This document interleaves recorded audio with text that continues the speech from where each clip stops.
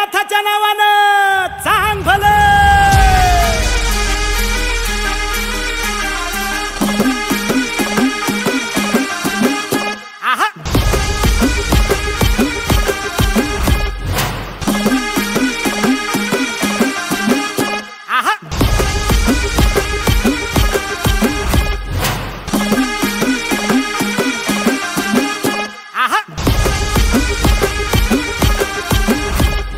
भैरवनाथाच्या नावानं चांग भलं.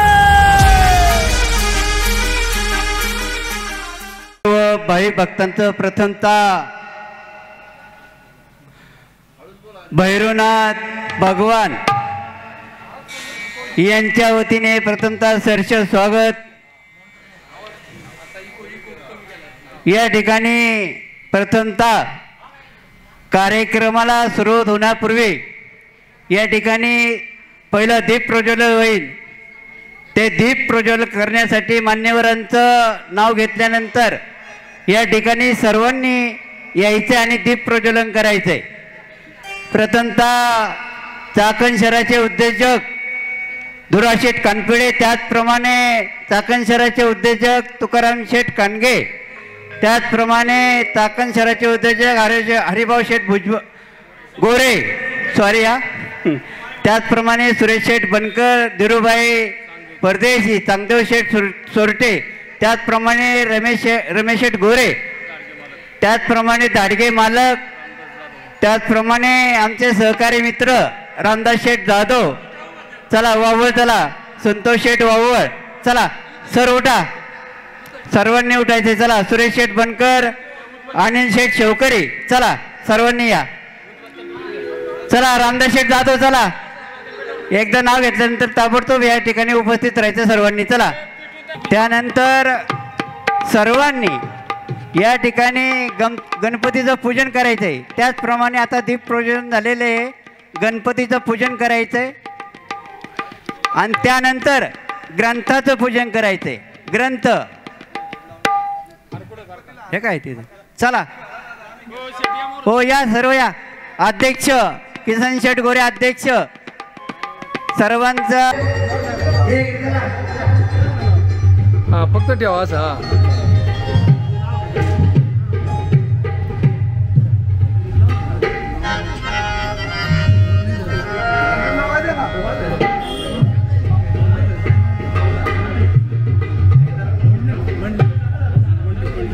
चला मुरलीधर मंडळी या इकडं.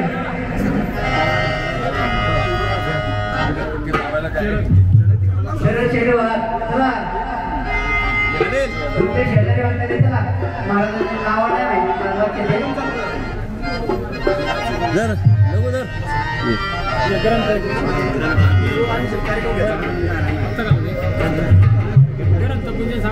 चला. त्याचप्रमाणे या ठिकाणी प्रथमतः ग्रंथपूजन होईल आणि या ठिकाणी नंतर हळदी कुंकू आणि नंतर हार घाला, दर्शन घ्या.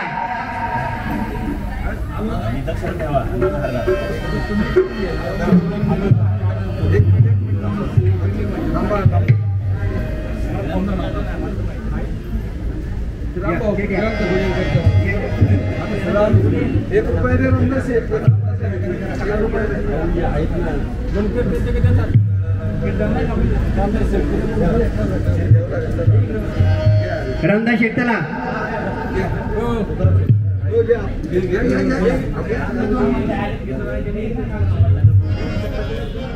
भैरवनाथ भगवान की जय, भैरवनाथ भगवान की जय. आणि त्यानंतर महाराष्ट्रामध्ये अतिशय सुंदर असं कीर्तन एका जाग्यावर उभं राहून 14 तास बाजीराव महाराज बांगर यांनी कीर्तन केलं होतं. त्यांचा या ठिकाणी त्याचप्रमाणे सन्मान करण्यात येत आहे हार घालून. दुराशेठ कानपिळे, त्याचप्रमाणे तुकाराम शेठ कांडगे, सर्वांनी. रामदास शेठ जाधव, चला चला या.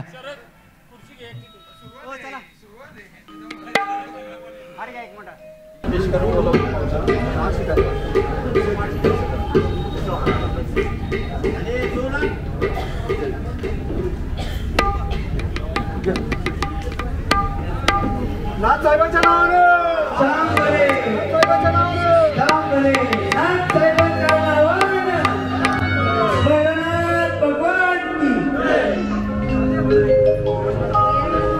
गेले अनेक वर्ष प्रवचन कीर्तनरूपी सेवा महाराष्ट्रभर केलेली आहे।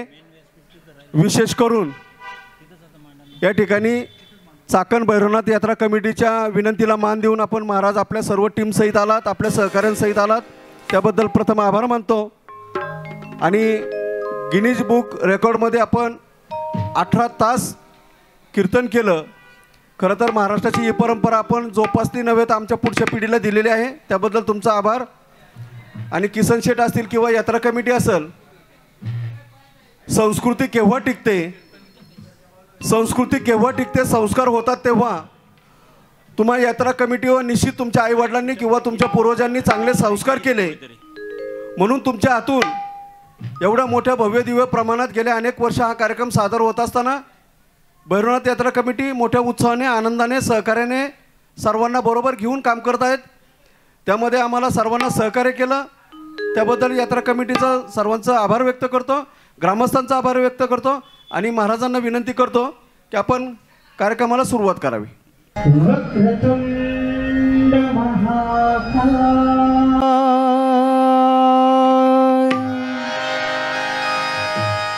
सूर्यकोटि समप्रभ निर्विघ्नं कुरु मे देव शुभकार्येषु सर्वदा। गुरुर्ब्रह्मा गुरुर्विष्णु गुरुर्देव महेश्वरा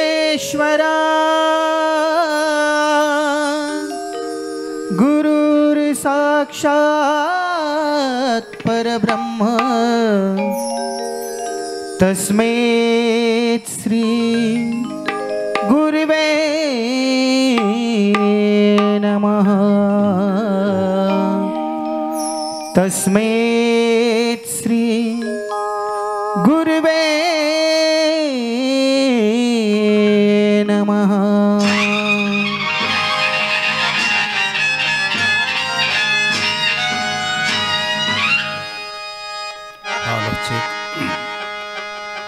प्रतिवर्षाप्रमाणे याही वर्षी आपल्या चाकण ग्रामस्थांच्या वतीनं श्री भैरवनाथ देवस्थानचा हा उत्सव संपन्न करत असताना चालू वर्षी आपण भैरवनाथाचं चरित्राख्यान आयोजित केलेलं आहे। खरं वास्तविक कथा संपण्याची वेळ झाली, परंतु निसर्गाच्या पुढे कोणाचं काही चालत नाही आणि म्हणून आजपासून पुढचे 6 दिवस हा कथेचा कार्यक्रम निर्विघ्न त्या ठिकाणी पार पडावा, म्हणून सर्वप्रथम आपण त्या विघ्नहर्त्या गणरायाला नमन करूया। गणराया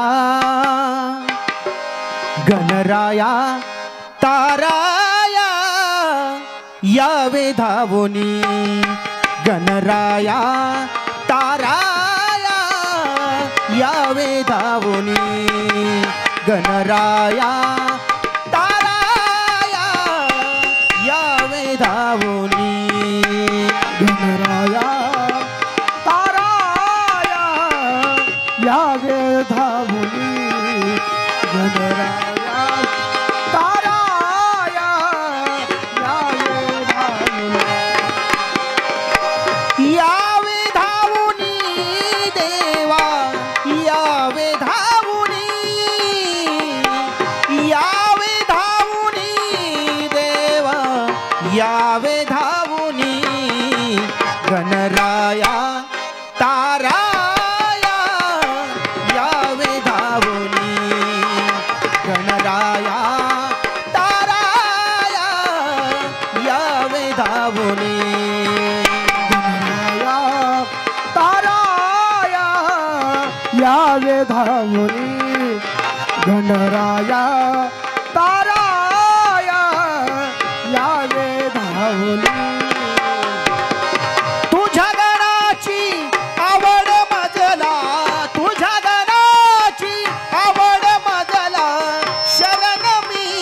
गणराया तुझला शरण मी गणराया तुझला शरण मी गणराया तुझला तुझ्या गणाची आवड मजला तुझ्या गणाची आवड मजला शरण मी गणराया तुझला शरण मी गणराया तुझला शरण मी गणराया तुझला शक्ती बुद्धी दे संग तुझा रे शक्ती बुद्धी दे संग तुझा रे रिद्धी सिद्धीला घेऊन गणराया ताराया यावे धावूनी गणराया ताराया यावे धावूनी गणराया ताराया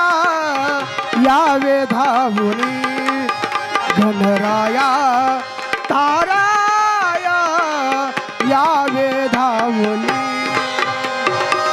तू सुख करता तू दुःख हरता तू सुख करता तू दुःख हरता तूच करता आणि करविता तूच करता आणि करविता तूच करता आणि करविता लव करयावे पावन व्हावे लव करयावे पावन व्हावे भोळ्या भक्ताला दर्शन द्या गणराया ताराया यावे धावूनी गणराया ताराया यावे धावूनी गणराया ताराया यावे धावुनी गणराया ताराया यावे धावुनी गणराया ताराया यावे धावूनी गणराया ताराया यावे धावूनी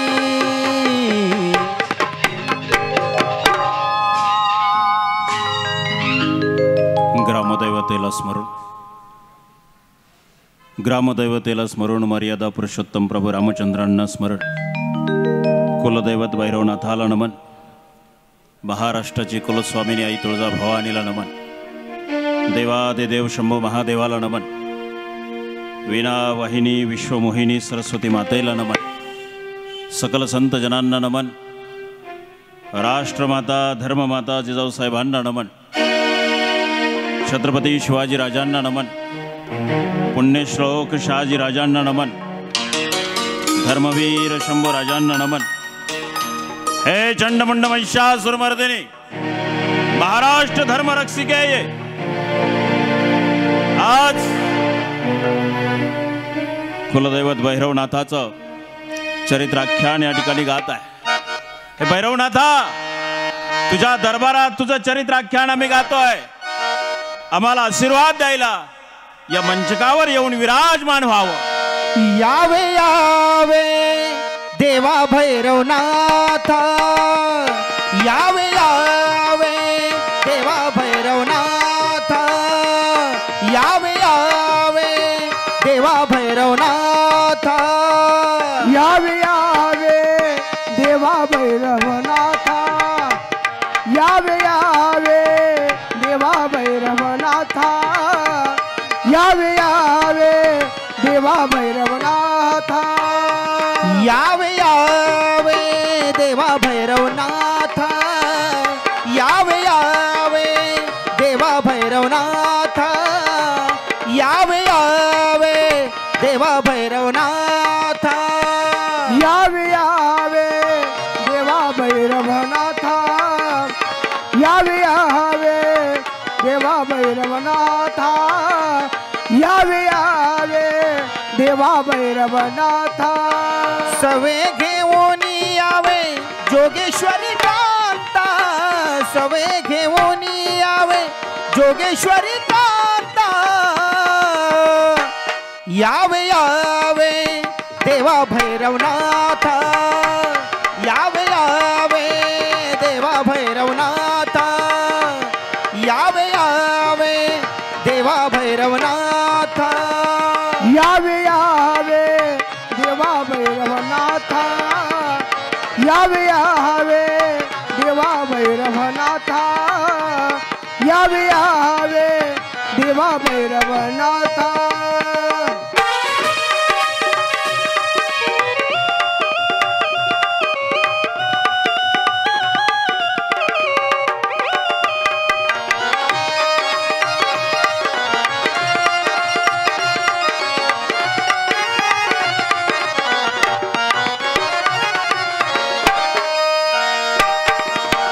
कृपा छत्रधरी रूप विश्वनाथ कृपा छत्रधरी रूप विश्वनाथ आशीर्वाद द्यावा नमवित माता आशीर्वाद द्यावा नमवित माता यावे यावे देवा भैरवनाथा यावे यावे देवा भैरवनाथा यावे यावे देवा भैरवनाथा यावे यावे देवा भैरवनाथा यावे यावे देवा भैरवनाथा यावे यावे देवा भैरवनाथा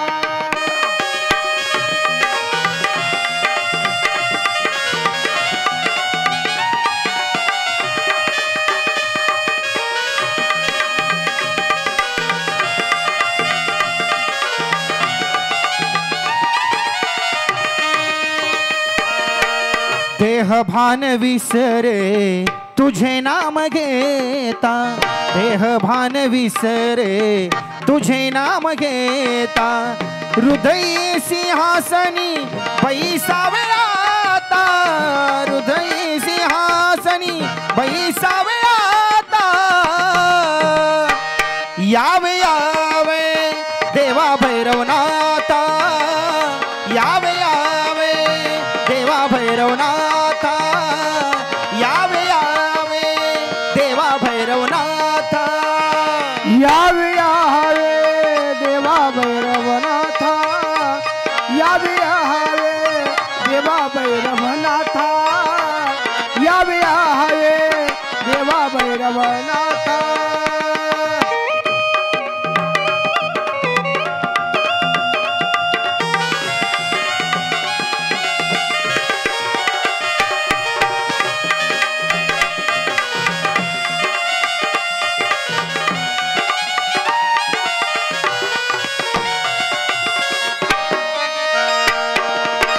कथा करीतो देवा नमो भैरवनाथा कथा करीतो देवा नमो भैरवनाथा बुद्धीचे वैभव द्यावे काळ भैरवनाथा बुद्धीचे वैभव द्यावे काळ भैरवनाथा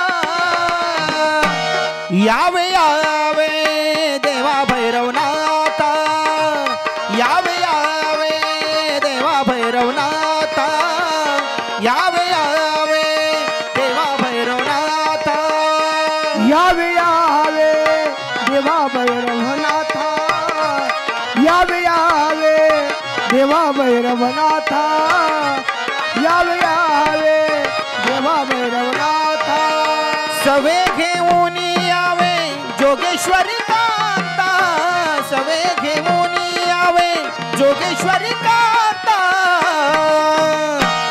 यावे यावे देवा भैरवनाथा यावे यावे देवा भैरवनाथा यावे यावे देवा भैरवनाथा यावे यावे देवा भैरवनाथा यावे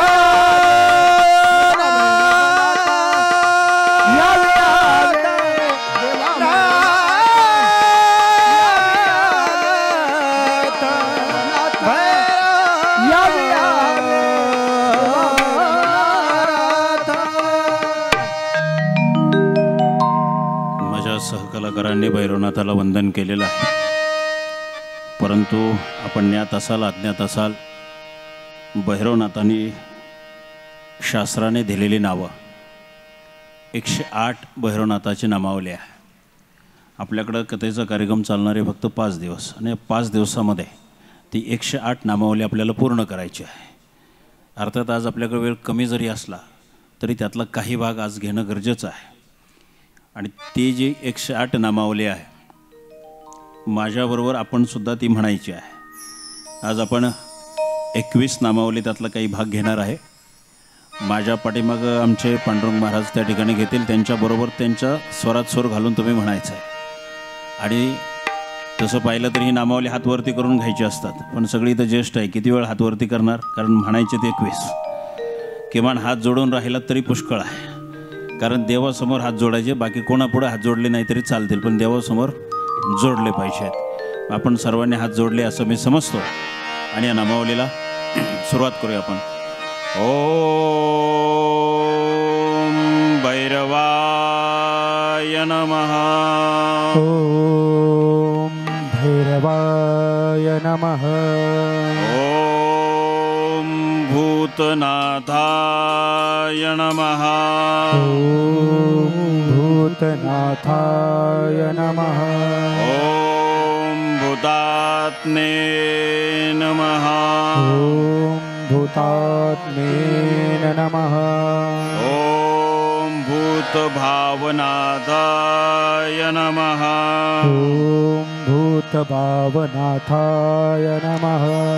ओम क्षेत्रन्यायाय नमः. ओम क्षेत्रज्ञायाय नमः. ओम क्षेत्रपालाय नमः. ओम क्षेत्रपालाय नमः.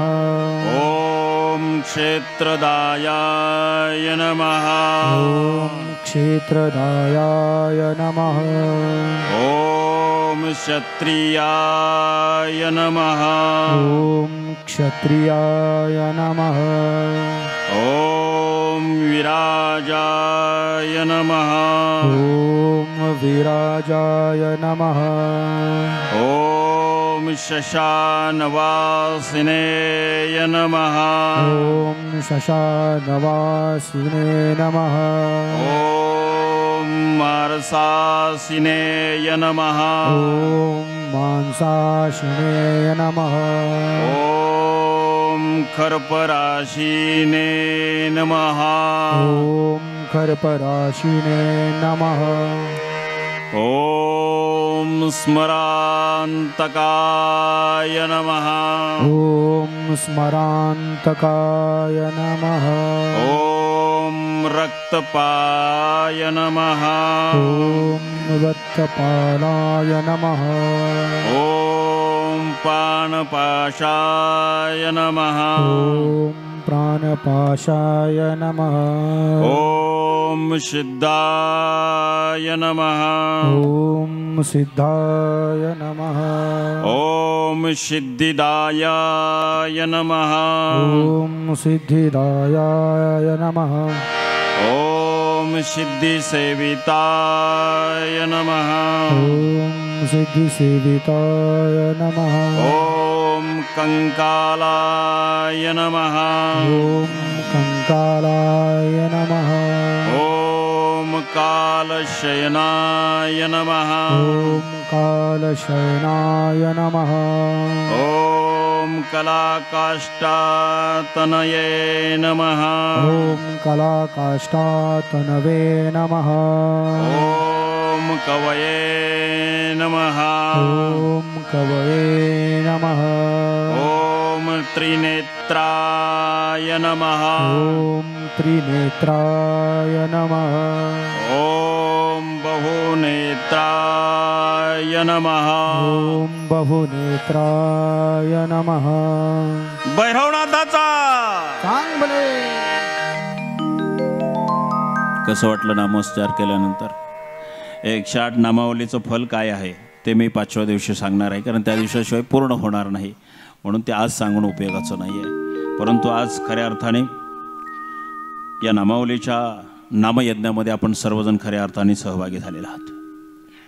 खरं वास्तविक आजपर्यंत आपण शास्त्रपुराणं खूप काही ऐकलेली असतील, परंतु ज्या भैरवनाथाचं अधिष्ठान आपल्या पंचक्रोशीमध्ये आहे त्या भैरवनाथाचं अवतार कार्य भल्या भल्यांना समजून सांगता येत नाही. आणि म्हणून आपले समस्त ग्रामस्थ असतील, ट्रस्टी असतील, यांनी भैरवनाथाचं चरित्र आपल्यापर्यंत पोहोचावं, समजवावं. आपण ज्या दैवताची पूजा करतो त्या दैवताचा महिमा काय आहे हे आपल्याला खऱ्या अर्थाने कळावं. सगळ्यात महत्त्वाचं, भैरवनाथाचं कोणतंही दैवत म्हटलं तर त्या दैवताला एक वाहन असतं. मग तुम्ही पंढरपूरला गेलात तर पहिलं गरुडाचं दर्शन घ्यावं लागतं.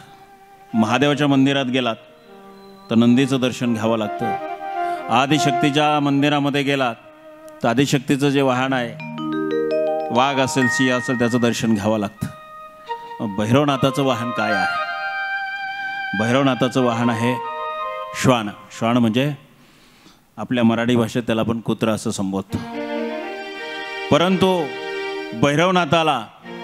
भैरवनाथाचं ज्यावेळेला प्रकटीकरण झालं, आपल्याला पंढरपूरचा पांडुरंग काळा सावळा एवढंच माहिती आहे, पण भैरवनाथाचा रंगसुद्धा सावळा आपण मराठीमध्ये त्याला म्हणतो. जसं एखाद्या वेळेला आपण सोयरिकीच्या संबंधाने जात असतो आणि तेव्हा जर एखाद्याने विचारलं, बाबा नवरी कशी आहे, तर आपण म्हणतो जरा सावळी आहे. काळी नाही म्हणत कोणी, ते म्हणतं कोणी काळं, सावळी म्हणतो. कारण तसं भैरवनाथाचा अवतार कार्य हे सावळ्या रंगाचं आहे. आणि म्हणून भैरवनाथाचं जे अश्व आहे, संस्कृत भाषेमध्ये त्याला श्वान असं म्हटलं जातं, ते देखील सावळ्या रंगाचं आहे. जिथे जिथे भैरवनाथाचं अधिष्ठान असतं तिथे हा सावळ्या रंगाचा श्वान कधीतरी येत असतो. आपल्याही परिसरामध्ये कदाचित आपण पाहिलं असेल की सावळ्या रंगाचा श्वान या मंदिराच्या परिसरात येत असतो. आला असेल, पाहिला असेल तुम्ही. पण हा जो श्वान असतो, एरवी आपण मोकाट कुत्री भरपूर पाहिलेले असतात, पण सावळ्या रंगाचा जो श्वान भैरवनाथाच्या दरबारात आल्यानंतर तो तिथे अस्वच्छता कधी निर्माण होऊ देत नाही. हे सावळ्या रंगाच्या श्वानाचं एक वेगळं महत्त्व आहे. आणि बऱ्याच वेळेला कथा कीर्तनं म्हटल्यानंतर एक अनुभूती, एक प्रचिती आपल्याला असावी लागते. कथा श्रवण केल्यानंतर, कीर्तन श्रवण केल्यानंतर काय मिळालं, काय लाभ झाला, एक अपेक्षा असते प्रत्येक भक्ताला. परंतु आमच्या शास्त्राने श्रवण भक्ती ही सर्वात श्रेष्ठ सांगितलेली आहे. आणि माझ्या माहितीप्रमाणे आपल्या देशामध्ये, आपल्या राज्यामध्ये श्रवण भक्तीला कुठल्याही प्रकारचं अजूनपर्यंत तरी तिकीट लागलेलं नाही. म्हणजे कीर्तन तिकिटावर आहे, कथा तिकिटावर आहे, असं कुठं अजून ऐकायला मिळालेलं नाही. आणि म्हणून श्रवण भक्ती आपल्याला विनामूल्य त्या ठिकाणी प्राप्त होते. अर्थात या आयोजनाचा जो काही खर्च आहे ते आयोजक पाहत असतात, पण जो काही भक्तवर्ग असतो, श्रवण भक्ती करणारे जो वर्ग असतो, त्याला कुठल्याही प्रकारचे याचे चार्जेस आकारले जात नाहीत. आणि म्हणून श्रवण भक्ती ही विनामूल्य त्या ठिकाणी उपलब्ध होत असते. तद्वत भैरवनाथाचं चरित्र असं आहे की या चरित्रामध्ये जो त्यांच्या श्वानाचा उल्लेख झाला, त्यांच्या वाहनाचा उल्लेख झाला, की खऱ्या अर्थाने ज्या वेळेला आपल्या जीवनामध्ये काही संकट येतात, संकट आल्यानंतर त्याचं निवारण व्हावं हे प्रत्येकाला वाटतं. मग कुणाच्या घरामध्ये पितृदोष असतो, कुणाला शनीची साडेसाती असते, राहूची केतूची साडेसाती असते. बऱ्याच वेळेला काही काही लोक अगोदर येऊन भेटतात की अशा काही गोष्टीवर काही उपाय असेल तर आम्हाला कथेत सांगा. आज योगायोग असा आहे की हा प्रकार प्रत्येकाच्या जीवनात येत असतो. बरं, कोणी असं म्हणू शकत नाही की मला शनीची साडेसाती नाही, मला राहू केतूची साडेसाती नाही, मला पितृदोष नाही. परंतु ज्यांच्याकडे आपण हे विचारायला जातो ते बरंच काही काही आपल्याला करायला सांगत असतात. बऱ्याच वेळेला ते करण्याच्या आवाक्याच्या बाहेरच्या गोष्टी असतात, त्यामुळं आपण ते करायचं टाळतो. परंतु भैरवनाथाच्या चरित्रामध्ये उल्लेख आलेला मी सांगतो तुम्हाला. हे जे काही उपाय आहेत हे अतिशय सहज तुम्ही करू शकता, त्याला फारसा काही खर्च येत नाही. घरामध्ये आमची जी गृहलक्ष्मी असते ती दररोज जेवण बनवते का नाही? रोज कोणी हॉटेलमध्ये खायला जात नाही. कधीतरी सणावाराला आपण जातो, नाही असं नाही, सणावाराला पण नाही जात. सणावाराला घरी आपण पुरणपोळी गोडधोडाचं जेवण करतो. मग घरी रोजचं जेवण करत असताना रोज कोणी गोडाचं जेवण करत नाही आणि भाजी भाकरीला कोणी कंटाळलं नाही. म्हणून आपल्या घरात रोज भाकरी होतात. ज्यांना भाकरी आवडत नाही त्यांनी किमान गव्हाच्या कणिकाची चपाती पोळी बनवतोच ना आपण. पण त्याच्यामध्ये 3 रोट्या किंवा 3 भाकरी आपल्या भाषेत, या ज्या विधीतून या ज्या काही पिढा आहेत आपल्या पाठीमागे, ह्या जर घालवायच्या असेल, बऱ्याच वेळेला तुमच्यासारखे व्यावसायिक सुद्धा म्हणतात व्यवसायात लय अडचणी निर्माण झाल्या हो, लय अडचणी येतात, प्रतिस्पर्धी असा डाव टाकतो तसा डाव टाकतो. याच्या पाठीमागं या सगळ्या घटना असतात. किंवा घरामध्ये कुटुंबामध्ये वादविवाद होत राहतात आणि याचं ज्या वेळेला आपण कोणाकडे तरी निवारण करायला जातो, निवारण करायला एकतर पंचांगवाल्याकडे जातो आपण, किंवा ज्याच्या अंगात खोटं येतं ते खरं नसतं.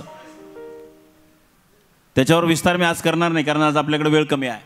या दोघांकडे जातो असतो आपण, त्याला देवऋषी देवभक्त किंवा देवलशी वगैरे असं काहीतरी म्हणत असतो आपण. पण ही मंडळी विचित्र सगळ्या गोष्टी सांगत असतात. पण शास्त्र पुराण असं चुकीच्या गोष्टी तुम्हाला सांगत नाही. 3 रोट्या जर आपण बनवल्या, आपल्या कुटुंबाला 5 माणसांना जर 5 रोट्या लागत असेल तर 8 बनवायच्या. 8 आकडा तुम्हाला चांगला वाटत नाही तर 9 बनवा. पण या 3 रोट्या ज्या आहेत, एक गोमातेला खाऊ घालायची. गोमातेला का खाऊ घालायची? तर पितृदोष घालवण्याची ताकद, शनीची 7.5 घालवण्याची ताकद या गोमातेमध्ये आहे. बऱ्याच वेळेला आपले पितर कुठल्या योनीमध्ये आहे हे कुणालाही सांगता येत नाही. उच्च योनीमध्ये असेल तर आनंदाची गोष्ट, मध्यम योनीमध्ये असेल त्याहीपेक्षा बरी गोष्ट, आणि निकृष्ट योनीमध्ये असेल तर त्या 3 योनीमध्ये जर असल्यानंतर मग फक्त गाईलाच रोटी खाऊ घालून आपले दोष नाहीसे होणार नाही. कारण नेमकं आपल्याला माहीतच नसतं की आपले पूर्वज नेमकं कुठल्या योनीमध्ये आहेत. अर्थात कोणत्या योनीमध्ये मनुष्य जातो याचंही शास्त्र फार खोल आहे. परंतु या 3 योनीमध्ये कुठल्याही योनीमध्ये जरी आपले पूर्वज असेल तरी आपला पितृदोष घालवणं हा सगळ्यात महत्त्वाचा भाग आपल्या दृष्टीने आहे. म्हणून या 3 योनीमधले दोष घालवायचे असतील तर पहिला जो घास आहे किंवा जी भाकरी आहे आपली ती गोमातेला खाऊ घालायची. मी गोमाता म्हटलोय, लक्षात घ्या. जर्शीला खाऊ घातली तर काही उपयोग होणार नाही, कारण बऱ्याच जणांक गोमाताच नाही आहे. मग महाराज तुम्ही म्हणाले होते गाईला खाऊ घाला, आम्ही घातले, तिला गाई नाही म्हणत. शास्त्र तिला गाई म्हणत नाही, लोक म्हणतात तो भाग वेगळा. शास्त्र ज्या देशी भारतीय गोवंश ज्याला म्हटलं जातं, ज्याला आपल्या शुद्ध मराठीमध्ये गावरान गाई असं म्हटलं जातं, त्या गावरान गाईला तो घास घालायचा. त्याच्यानंतर दुसरी जी रोटी आहे ती श्वानाला खाऊ घालायची. आणि त्यातल्या त्यात जर तुम्ही भैरवनाथाचे भक्त असाल तर काळ्या कलरचा जर श्वान मिळाला तर त्याला ती रोटी खाऊ घालावी. म्हणजे काळ्या कलरच्या श्वानाला ती रोटी खाऊ घालावी आणि बाकीच्यांना दांडकं घालावं असं नाही. म्हणजे तुम्हा सगळ्यांना माहीत असेल, आता अजून 1-2 महिन्याचा कालावधी गेल्यानंतर आपल्याकडं पवित्र श्रावण मास सुरू होतो. मग श्रावण मास सुरू झाल्यानंतर काही लोकांचा कडकडीत सोमवार असतो की नाही. मग कडक सोमवार पाळणारी माणसं सोमवार कसा सोडतात? प्रत्येकाची वेगवेगळी पद्धत आहे. तुमची पद्धत काय मला माहीत नाही, पण मला जे योग्य वाटतं ते मी तुम्हाला सांगतो. बरीच लोक दरवाजा बंद करून सोमवार सोडतात. बरीच लोक कुत्रं येऊ नये म्हणून त्याला अगोदरच 2 दांडके घालतात, त्याला हाकलून देतात. ते हाकलून देणं किंवा त्याला 2 दांडके घालणं म्हणजे सोमवार सोडणं असं नाही. पहिली गोष्ट, असं काही करत असाल तर ते सोमवारचं व्रत तुम्हाला ते लागू होत नाही, लक्षात ठेवा. कुठल्याही जीवाला त्रास देऊ नये हे शास्त्र सांगतं आम्हाला. पण तुमच्या उपवासामध्ये बाधा येईल, तुमचं पारणं फेडण्यामध्ये बाधा येईल म्हणून त्याला आधीच 2 दांडके घालता तुम्ही. तर काही लोकांचा वेगळा पर्याय, त्याला अगोदर तुकडा टाका म्हणजे ते जाईल. तुकडा पूर्ण रोटी अजूनपर्यंत कुठल्याही सोमवारी कुठल्याही श्वानाला आपण आजपर्यंत घातलेले नाही. आणि तुकडा काय ताजा असतो का? तुकडा ताजा असतो का? आपण सोमवार सोडण्यासाठी जी काही व्यवस्था केली त्यातला काही भाग असतो का त्याच्यासाठी? नसतो. आपल्याला वेगळं असतं आणि त्याला वेगळं असतं. मग त्याला वेगळं आहे, आपल्याला वेगळं आहे. ज्याचं व्रत केलंय त्याला हे माहीत नाही का? हे आपल्याला पण कळत नाही का? कळतंय पण वळत नाही. ही शोकांतिका काय आज आपली. म्हणून व्रत वैकल्य करून सुद्धा काही लोक म्हणतात आम्हाला काही फळच मिळत नाही. हो, मुळात पार्ट असा आहे की तुमचं व्रत ही योग्य दिशेने नाही आहे. आणि जोपर्यंत तुमचं व्रत योग्य दिशेने जात नाही त्या व्रताचं फळ तुम्हाला मिळणार नाही, लक्षात ठेवा. आणि म्हणून आपल्या पूर्वजांचा जो काही पितृदोष जो आहे ना तो जावा असं वाटत असेल तर दुसरी रोटी कोणाला पाहिजे? ती श्वानाला पाहिजे. आता निकृष्ट योनीमध्ये काही लोकांचे पूर्वज असतात आणि निकृष्ट योनीमध्ये जर पूर्वज असतील तर त्यांच्यासाठी कावळ्याला एक रोटी घालायची. कावळा त्यांचीच रोटी खातो, लक्षात ठेवा. तुम्हाला अजून एक प्रयोग सांगतो मी. तुम्ही न्याहारीच्या वेळेला जेवायला बसला असाल, घरात लोक बसतात तो भाग वेगळा, पण ज्या वेळेला अति थंडी असते ना त्यावेळेला वरांड्यात आपण जेवायला बसतो. कारण आतमध्ये लादी थंड असते म्हणून आपण वरांड्यात जेवायला बसतो आणि त्यावेळेला कावळा येतोच. मनुष्य जेवणाला बसलेला कावळ्याच्या जर दृष्टीत पडला तो किती लांब असतो ते तिथे येत असतो. कावळ्याचं एक वैशिष्ट्य आहे, त्याला मोकळ्या मनाने जर तुम्ही रोटी घातली तरच तो खाणार. तुम्ही कशी रोटी टाकली तर कावळा खाणार नाही. तुम्हाला एक प्रयोग सांगतो, कधी काळी करून पहा. एक गोल रिंगण करायचं, त्याच्यामध्ये एक काठी ठेवायची आणि त्याच्यावर भाकरीचा तुकडा ठेवायचा. कितीही कावळा भुकेलेला असला ना तो जवळ सुद्धा येणार नाही, तिथंच गिरट्या मारेल पण भाकरीला तोंड लावणार नाही. पण तुमच्या मनात जर सद्भावना असेल की मला माझे पितृदोष घालवायचे आहेत आणि बाबा रे हे तुझ्या माध्यमातून माझ्या पितरांपर्यंत मी काही जात नाही पण तू मात्र तिथपर्यंत जाऊ शकतो म्हणून त्याला ते रोटी खायला घालायची असते. या साध्या साध्या गोष्टी आहेत, यामध्ये तुमचा त्या ठिकाणी पितृदोष नाहीसा होतो. अनेक भरपूर दोष आहेत, पुढच्या 4 दिवसात मी ते सांगेल. पण आज पितृदोष इथपर्यंत ठीक आहे. आणि पितृदोष एकदा नाहीसे झाले यासाठी नारायण नागबली वगैरे वगैरे बरेच काही विधी सांगितले जातात. ते करू नका, मला त्याबद्दल काही बोलायचं नाही आहे. पण ते सामान्य कुटुंबातल्या लोकांना परवडेबल नाही, खर्च जास्त असतो त्याला. परंतु सामान्य कुटुंबातल्या लोकांना परवडणारा पितृदोष कसा घालवायचा हा एक साधा सोपा उपाय मी तुमच्या समोर सांगितलेला आहे. आणि मला वाटते हा उपाय करायला फार काही खर्च येणार नाही. कारण रोजच्या जेवणामध्ये थोडंसं आणखीन एक 10 मिनिटाचं जेवण आपल्याला वाढवायचं आहे. आणि ज्यांच्यामुळं आपल्याला ते जेवण मिळतंय, ज्यांचे वडिलोपार्जित इस्टेट आम्ही सांभाळतोय त्यांच्यासाठी 2-3 रोट्या जर जास्त बनवल्या तर मला वाटते काही अडचण नाही त्यासाठी. आणि म्हणून या माध्यमातून खऱ्या अर्थाने हा दोष आपल्याला घालवता येतो. ज्या भैरवनाथाचं चरित्र आपण खऱ्या अर्थाने श्रवण करत आहात त्या भैरवनाथाचा अवतार कार्य केवळ ब्रह्मदेवाचं शिर कलम करण्यासाठी नाही आहे. भैरवनाथ हा देवादेदेव महादेवाचा अंश आहे, महादेवाचाच अवतार आहे. कारण महादेवाचं वर्णन आणि भैरवनाथाचं वर्णन याच्यामध्ये फारसा काही फरक नाही आहे. आणि म्हणून भैरवनाथ, आम्ही कुणी हिंदू मनुष्य असू द्या, आमच्या घरामध्ये देवघर असतं. त्याला आपण मराठी भाषेत काय म्हणतो? देव्हारा. एखाद्याला आपल्याला हिणून जर बोलायचं असेल तर त्याला आपण ए देवाऱ्या म्हणतो की नाही असं. मग जिथं देव पूजून ठेवतो आपण त्याला देवघर म्हणावं का देवारा म्हणावं? नक्की काय म्हणावं? देवघर म्हणावं. म्हणजे कालपर्यंत तुम्ही म्हणत असला हरकत नाही. तुकोबाराय म्हणतात मागे केले ते पाहू नका, पुढे जामीन आहे तो का. मागचं चुकलं असेल मग असू द्या, पण इथून पुढे मी जामीन राहतो तुकोबाराय म्हणले. पण चांगलं वागायला शिका. मग आजपर्यंत आपण देव्हारा म्हणत होतो पण आजपासून देवघर म्हटलं पाहिजे. परंतु बऱ्याच वेळेला विशेष करून तुमच्यासारख्या शहरी भागात राहणारे लोक देवघर घरात नाही ठेवत. मी काय आरोप करतो का असं वाटतं का तुम्हाला? देवघर घरात नाही ठेवत. घराचा प्लॅन जेव्हा बनवला जातो त्या घराला खटकी काढली जाते. खटकी काढतात की नाही? खटकी देवघर म्हणजे मूळ तुमचा घराचा जो व्यास आहे, आयत आहे, त्या आयताच्या बाहेर असते ती खटकी. बाहेर असते की नाही? आणि जेवढा भाग बाहेर आहे तेवढ्यातच तुमचं देवघर असतं. म्हणजे तुम्ही घरात देवाला स्थान दिलंय का? घराच्या बाहेर दिलंय. तुम्ही भले ते खटकी काढली, आरसीसी केलं, दुनियादारी केलं, सगळं केलंय, पण तिथं देवाला स्थान नाहीये. मूळ तुमच्या घराचा जो आयत आहे त्या आयतामध्ये तुमचं देवघर येत नाही. ते पहिली गोष्ट, जर खटकी काढली असेल तर ती पहिली बुजवा, आणि नाही बुजवली तर तुमची खटकी काढायला इथं बसले ते. आपला कवा खटका उडून सांगता यायचं नाही, लक्षात ठेवा. म्हणून कोणाच्या बाबत खटका काढू नका. ज्याने आपल्याला हे विश्व दाखवले त्याच्यासाठी खटके काढू नका.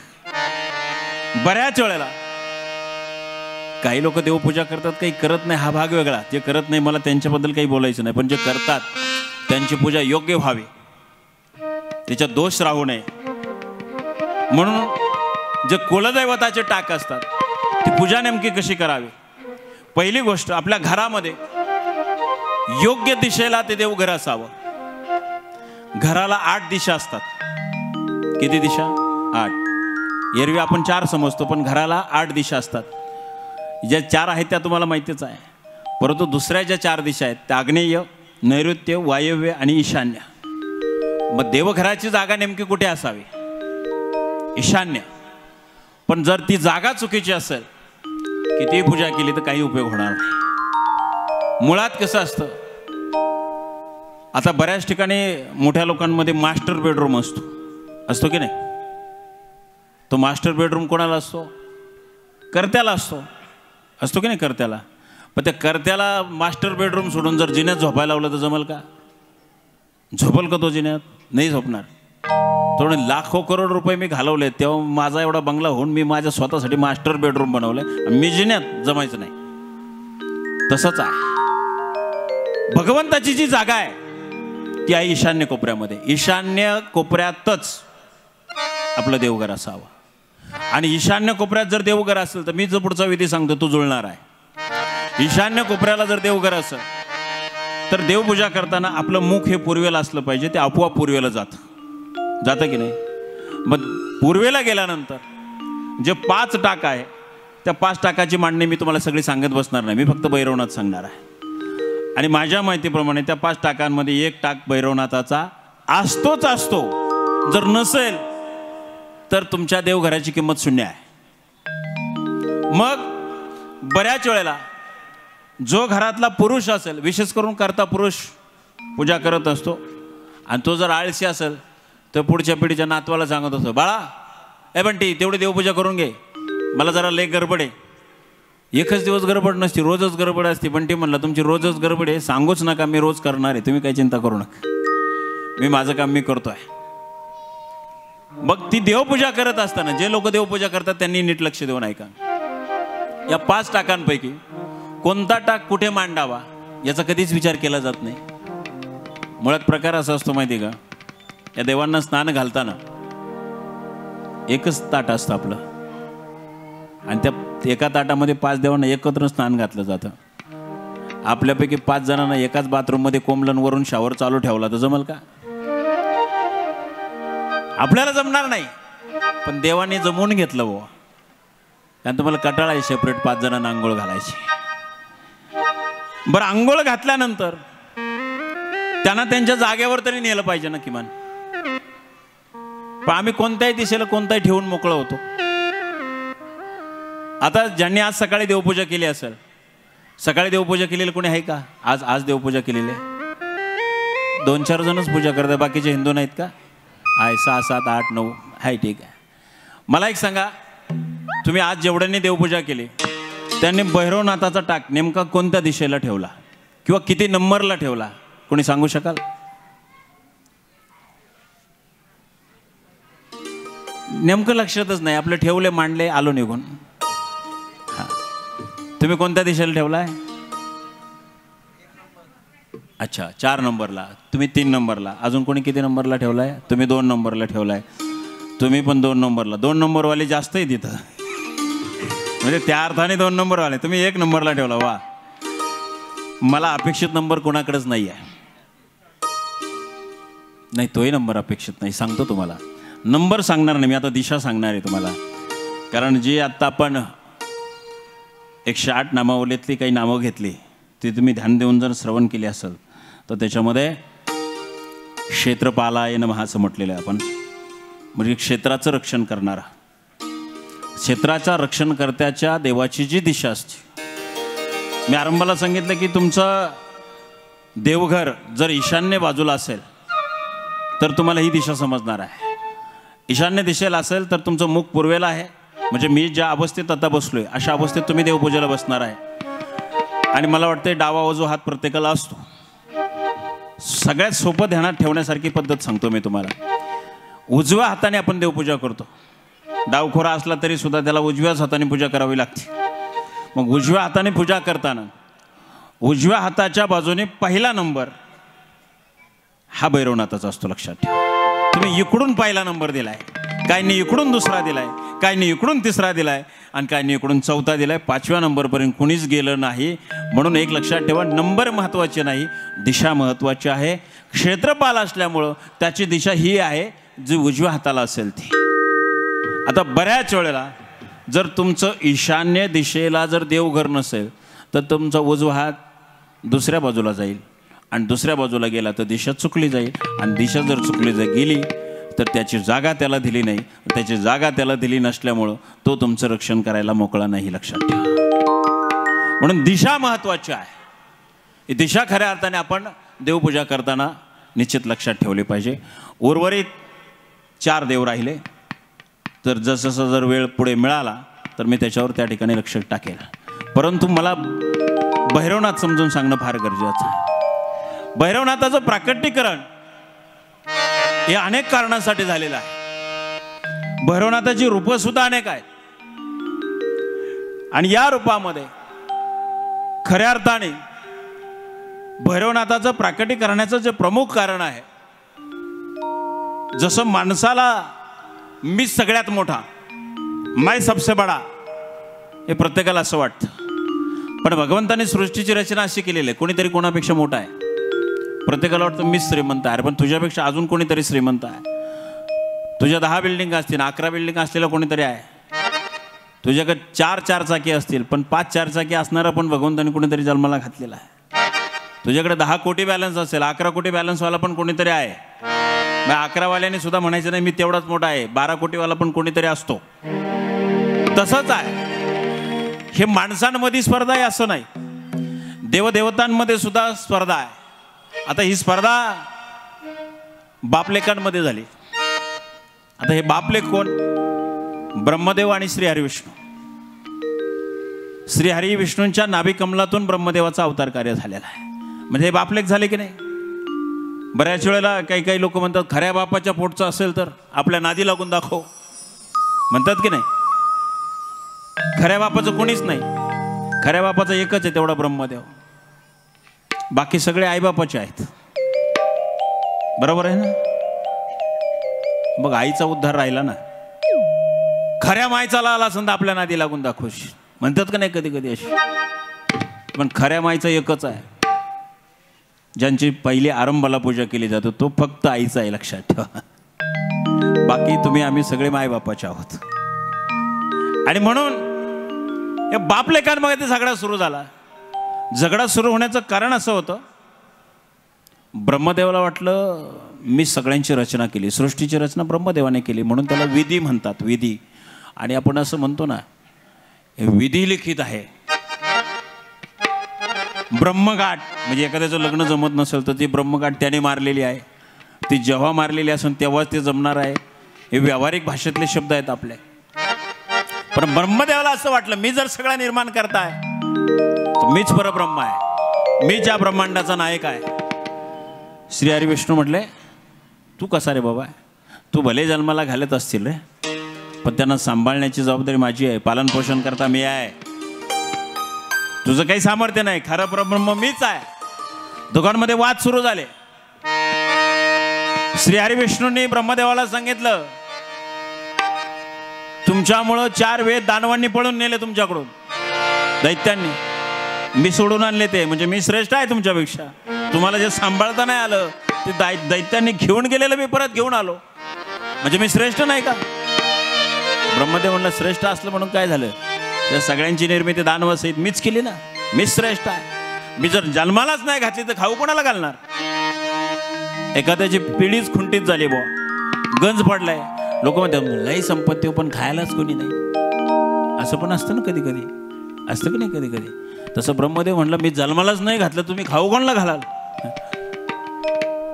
त्यावेळेला श्रीहरी विष्णूंनी सांगितलं, हा अधिकार तुला कोणीतरी दिलेला आहे, तू कोणाच्याही आधी नाही आलेला, तू कोणाच्या तरी नंतर जन्माला आलेला आहे, तुला पण कोणीतरी जन्माला घातलंय याची जाणीव ठेव. आणि तुला जन्माला घालणारा मीच आहे, म्हणून मी बडा, मी मोठा आहे. असं तावातावाने दोघे जण भांडले. ब्रह्मदेव भांडले, श्रीहरी विष्णू भांडले, म्हणजे बापलेक भांडले. मी बापलेकाचं भांडण तेव्हापासून चालू झालं बरं. बापलेकाचं भांडण तेव्हा कृतयुगात झालं, ते आजही कधी कधी होत असतं. मग त्यावेळेला समजायचं ब्रह्मा विष्णूची आपल्यावर थोडीशी अवकृपा झाली म्हणून आपलं बापलेकाचं भांडण झालेलं आहे. जेव्हा जेव्हा बापलेकाचं भांडण होईल, लेकाने हात जोडून आहे तर नाही जोडू, बापाने हात जोडावा, ब्रह्मा विष्णूला काही चुकलं असेल तर माफ कर बाबा, लेकरू उद्यापासून गोड बोलू दे, लगेच फरक पडेल, नसेल तर मला येऊन भेट. या साध्या साध्या गोष्टी आहेत. आणि म्हणून दोघांचं भांडण झालं, पण भांडण फार काळ चालत नाही हो. असं कधी घडलं की सकाळी 8 वाजता भांडण सुरू झालं आणि माझ्यासारखं 14 तास झालं तरी कीर्तन सुरूच आहे? असं झालंय का कधी? एक कॅपॅसिटी असते माणसाची बोलण्याची. आणि भांडण काही असं खालच्या स्वरात भांडण असतं का? हळू आवाजात भांडतात का माणसं? खर्जे स्वरात भांडतात, अतिशय जोर जोराने. मग एनर्जी संपते सगळे.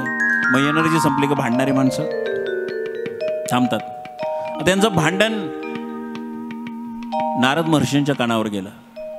ते म्हणले देवच भांडायला लागले तर लोकांनी काय करावं, म्हणून सोडवायला म्हणून गेले. पण यांची दोघांची एनर्जी संपली होती भांडून भांडून. नारद मुनी आले तिथे. नारद मुनी आल्यानंतर गपचूप येतात का? नारायण नारायण आल्यानंतर दोघाही देवतांना नमस्कार केला. पण यांचा नमस्कार स्वीकारायला यांच्याकडे एनर्जी राहिली नव्हती. घसा कोरडा पडला होता भांडून भांडून. नारद मुनी म्हणाले कमालीची शांतता आहे, पण याच्या अगोदर आमच्या कानावर जो काही कल्लोळ पडला तो नक्की इथूनच होता का? इथूनच होता म्हणून मी इथवर आलोय. म्हणजे आता जे बातमीदार आहे ना, ते ब्रेकिंग न्यूज शोधण्यासाठी निघत असतात, पण यांच्यासारखी ब्रेकिंग न्यूज कोणी आणत नव्हतं. म्हणजे कलियुगातली सगळ्यात मोठी ब्रेकिंग न्यूज इथं आहे म्हणून ते शोधायला गेले. पण हे गेल्यानंतर भांडण थांबलं होतं. ते म्हणले आता का मौन व्रत धारण केलं का काय तुम्ही? नेमकी झगडा चालला कशावरून होता? आता बोलायला एनर्जी राहिली नव्हती तरी पण सांगायला सुरुवात केली. सांगा तुम्ही आमच्या दोघात मोठं कोण, आमच्या दोघात श्रेष्ठ कोण, कोणाला परब्रह्म समजवावं? तेव्हा नारद मुनी म्हणाले माझ्या दृष्टीने तुम्ही दोघांपैकी एकही परब्रह्म नाहीये. मग तुला काय कळालं? तुला कसं समजलं परब्रह्म? तेव्हा नारद महर्षींनी सांगितलं परब्रह्म म्हणजे श्री देवादिदेव महादेव हे खरे परब्रह्म आहे. त्यावेळेला दोघं नाराज झाले. जेव्हा एखाद्याची किंमत आपण विचारली आणि ती जर कमी लेखलं ना ते समोरच्याला आवडत नाही. ते म्हणले तुम्हाला काही परब्रह्म कळालं नाही. नारद महर्षी म्हणाले का कळालं नाही ते सांगतो म्हणले. तुम्ही नंतर आहात सगळे. सृष्टीची रचना ज्यांच्यापासून झाली ती आदिमाया आणि आदिमायेनंतर आदिनाथ. भुलविले भुलविले भुलविले मायेने ब्रह्म विष्णू भुलविले. भुलविले भुलविले भुलविले मायेने ब्रह्म विष्णू भुलविले. भुलविले भुलविले भुलविले मायेने ब्रह्म विष्णू भुलविले. भुलविले भुलविले भुलविले मायेने ब्रह्म विष्णू भुलविले. भुलविले भुलविले भुलविले मायेने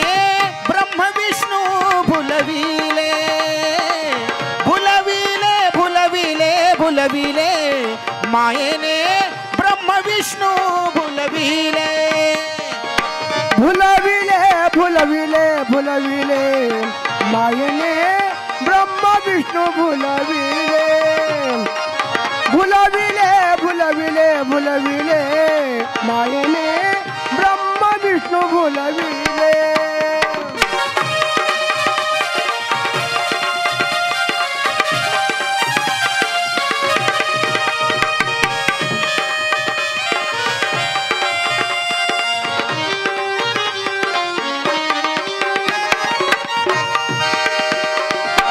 श्रेष्ठत्वाचा मनी असे अहंकार अहंकार पाहुनी क्रोधित शंकर अंकर पाहुनी तृष्ट शंकर अंकर पाहुनी तृष्ट शंकर श्रेष्ठत्वाचा मनी असे अहंकार अहंकार पाहुनी क्रोधित शंकर अंकर पाहुनी क्रोधित शंकर अंकर पाहुन क्रोधित शंकर महादेवाचे रूप त्यांनी पाहिले महादेवाचे रूप त्यांनी पाहिले पाहिले भुलविले भुलविले भुलविले मायेने ब्रह्म विष्णू भुलविले हो भुलविले भुलविले भुलविले मायेने ब्रह्म विष्णू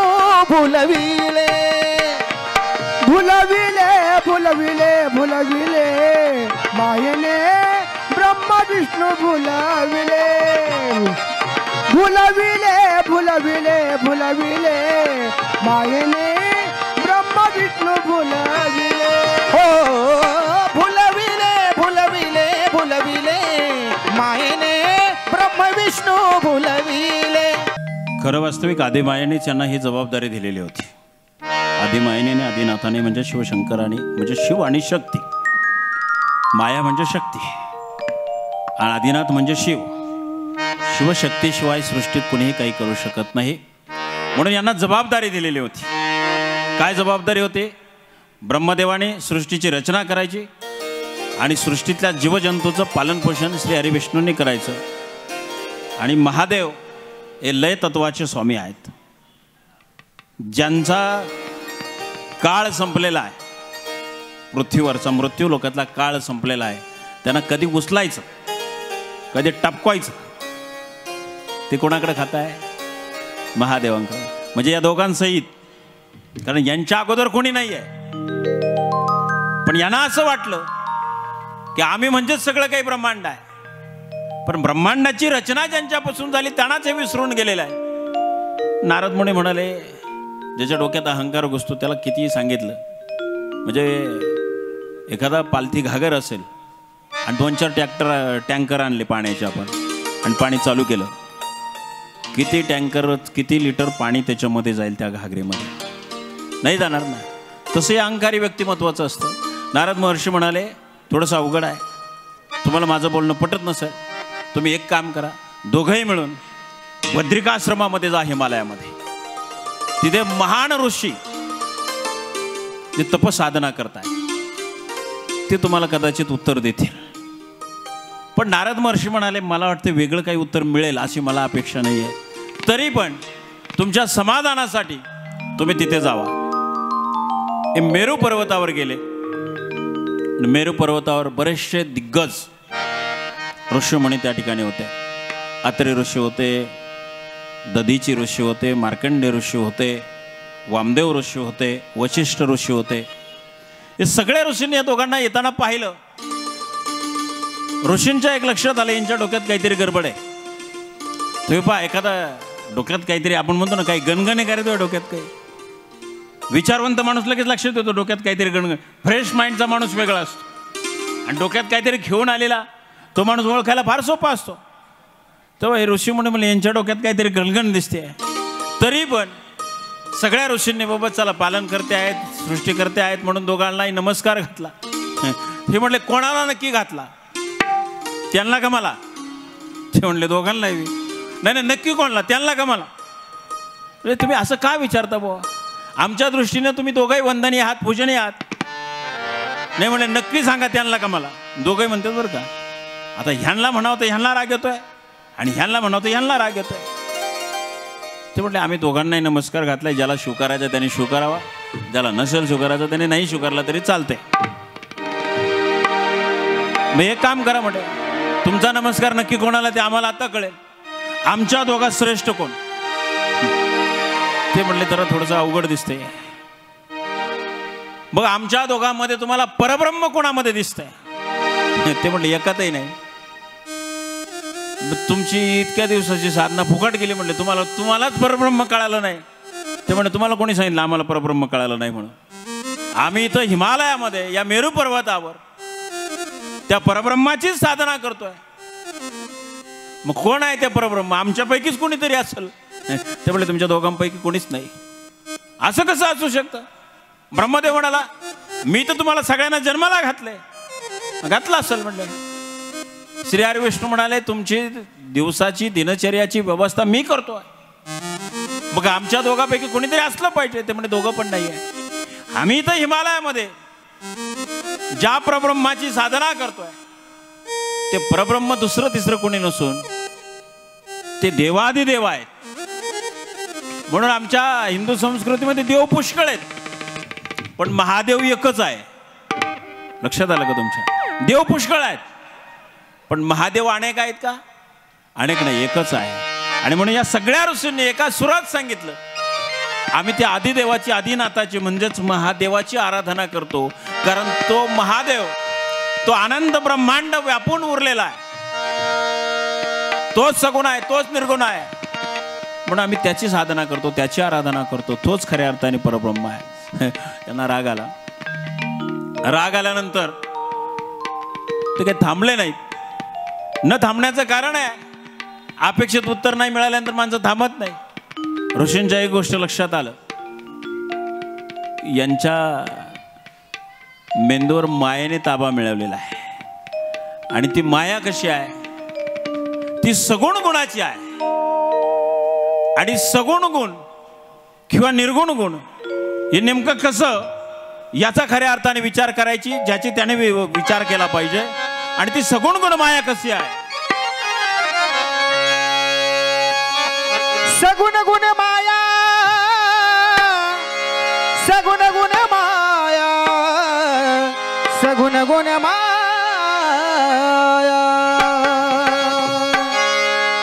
आली कोल्हाटीन कोल्हाटीन कोल्हाटीन खेळाया. आली कोल्हाटीन कोल्हाटीन कोल्हाटीन खेळाया. आली कोल्हाटीन सगुण गुण माया. आली कोल्हाटीन सगुण गुण माया. आली कोल्हाटीन सगुण गुण माया. आली कोल्हाटीन सगुण गुण माया. आली कोल्हाटीन सगुण गुण माया. आली कोल्हाटीन सगुण गुण माया. आली कोल्हाटीन कोल्हाटीन कोल्हाटीन खेळाया. आली कोल्हाटीन कोल्हाटीन कोल्हाटीन खेळाया. आली कोल्हाटीन सगुण गुण माया.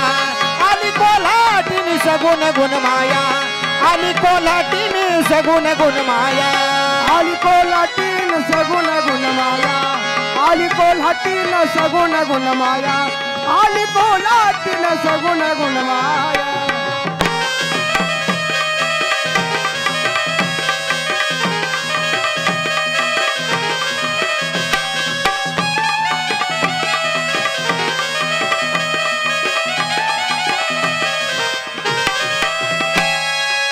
प्रपंचाचा रोविला वेळू चौशून्याचा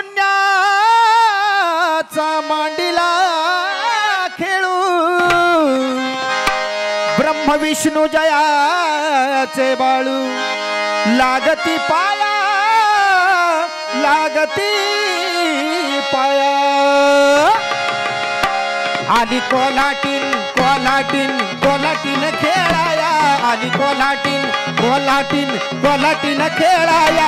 आली कोल्हाटीन सगुण गुण माया. आली कोल्हाटीन सगुण गुण माया. आली कोल्हाटीन सगुण गुण माया. आली कोल्हाटीन सगुण गुण माया. आली कोल्हाटीन सगुण गुण माया. आली कोल्हाटीन सगुण गुणमाया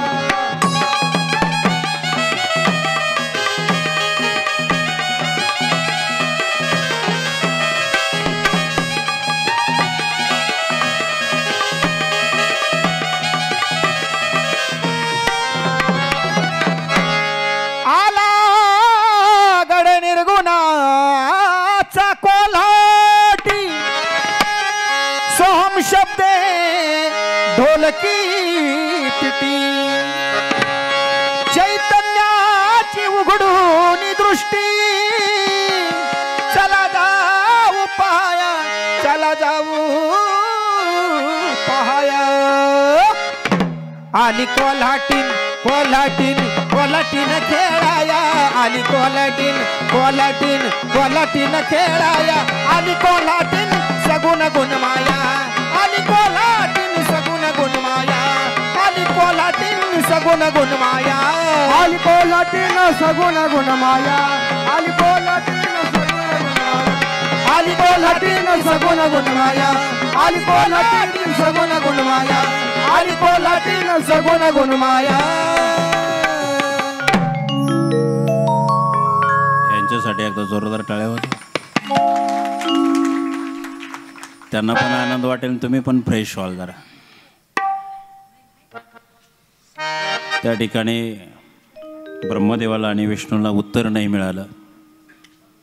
निघाले राग पण निघाल्यानंतर जायचं कुठं, पुन्हा मागं आले. कोणाकडे गेल्यानंतर आम्हाला उत्तर मिळेल. तुम्ही एक काम करा म्हणले, वेदपुरीला जावा, वेदनगरीला जावा, चारी वेदांना त्या ठिकाणी उत्तर विचारा. कारण आमचं शास्त्र सगळं 4 वेदांमध्ये त्या ठिकाणी आहे. आणि त्या ब्रह्माची सुरुवात कुठून आहे आणि नक्की तुम्ही आहेत का ते आहेत ते खरं सांगतील. कारण तिथूनच खरी रचना आहे. हे पुन्हा माघारी फिरले आणि वेदनगरीला गेले. तिथं गेल्यानंतर 4 वेदांना त्या ठिकाणी विचारू लागले. त्या मेरू पर्वतावर गेल्यानंतर ऋग्वेद असेल, सामवेद असेल, अथर्ववेद असेल, यजुर्वेद असेल, चौघांना विचारलं. पण चौघांना विचारत असताना चौघांना एकाच वेळेला नाही विचारलं.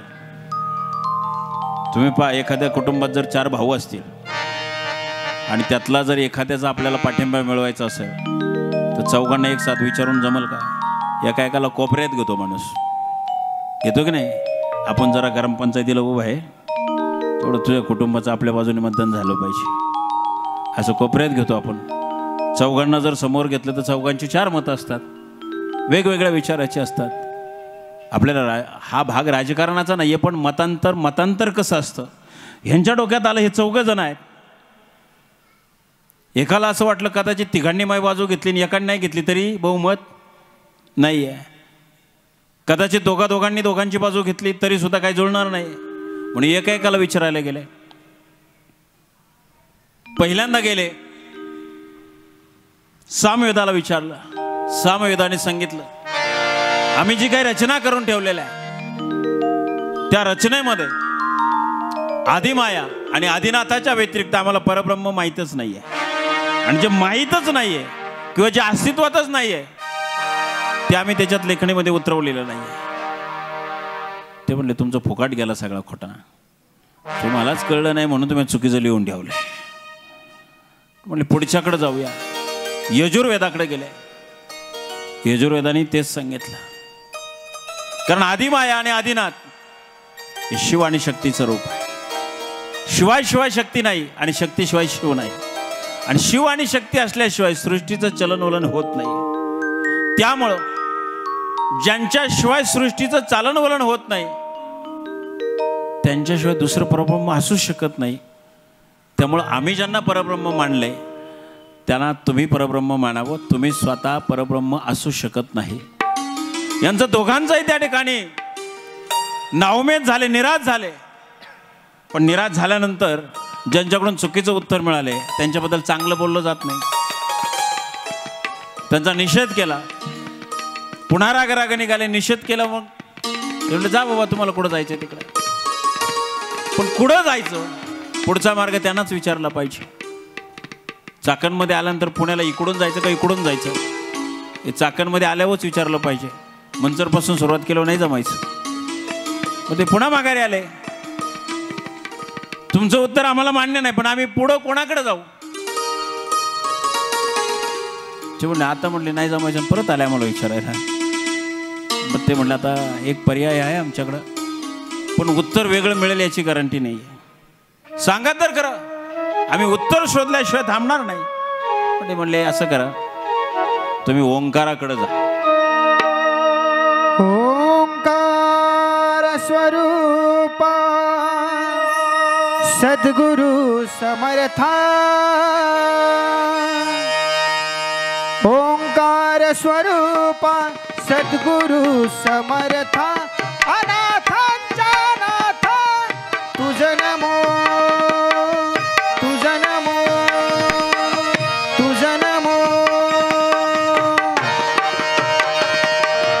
ओंकार स्वरूपा सद्गुरु समर्था, ओंकार स्वरूपा सद्गुरु समर्था, अनाथांच्या नाथा तुझ नमो, तुझ नमो, तुझ नमो, तुझ नमो, तुझ नमो.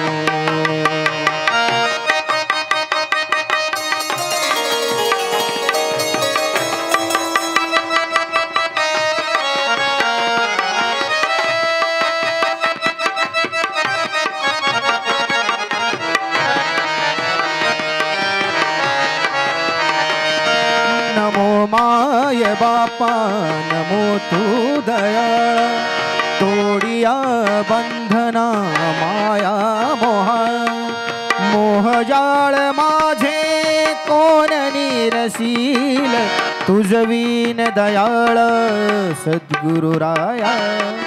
तुझ नमो, तुझ नमो, तुझ नमो, तुझ नमो, तुझ नमो, तुझ नमो, तुझ नमो, तुझ नमो, तुझ नमो.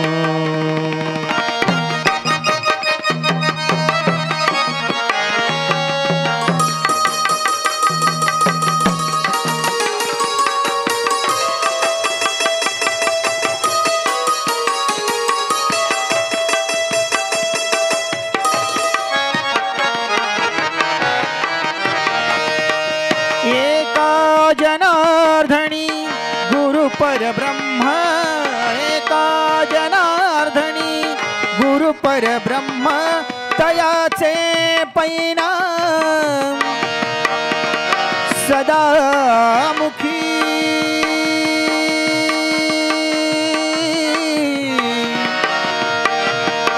तयाचे पैना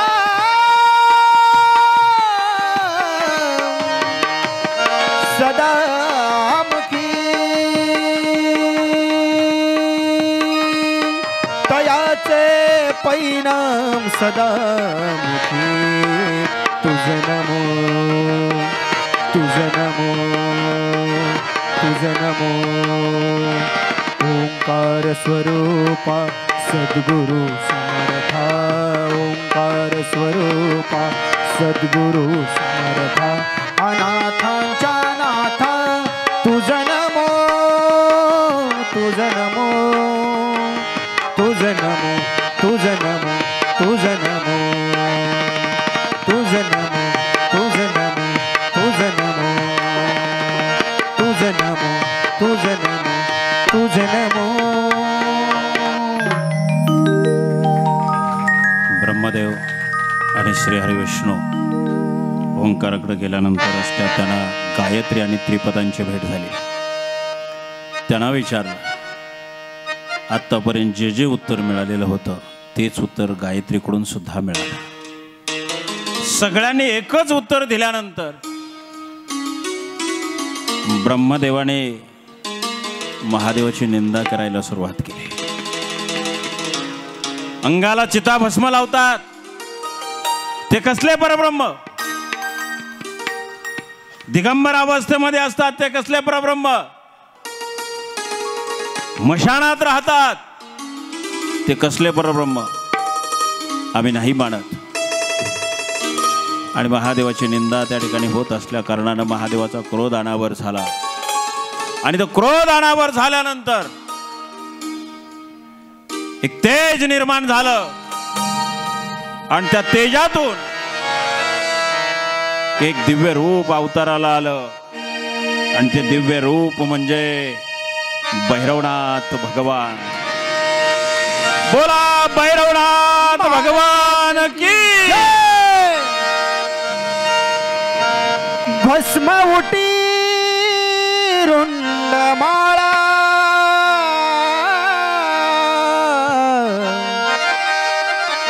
भस्म उटी रुंडमाळा हाती त्रिशूळ नेत्री ज्वाळा हाती त्रिशूळ नेत्री ज्वाळा हाती त्रिशूळ नेत्री ज्वाळा भस्म उटी रुंडमाळा भस्म उटी रुंडमाळा हाती त्रिशूळ नेत्री ज्वाळा हाती त्रिशूळ नेत्री ज्वाळा हाती त्रिशूळ नेत्री गज चरम व्याघ्रांबर गज चरम व्याघ्रांबर व्याघ्रांबर गज चरम व्याघ्रांबर कंठी शोभे वासुकी हार कंठी शोभे वासुकी हार कंठी शोभे वासुकी हार कंठी शोभे वासुकी हार भस्म उटी रुंडमाळा भस्म उटी रुंडमाळा हाती त्रिशूळ नेत्री ज्वाळा हाती त्रिशूळ नेत्री ज्वाळा हाती त्रिशूळ नेत्री ज्वाळा भस्म उटी रुंडमाळा भस्म उटी रुंडमाळा हाती त्रिशूळ नेत्री ज्वाळा हाती त्रिशूळ नेत्री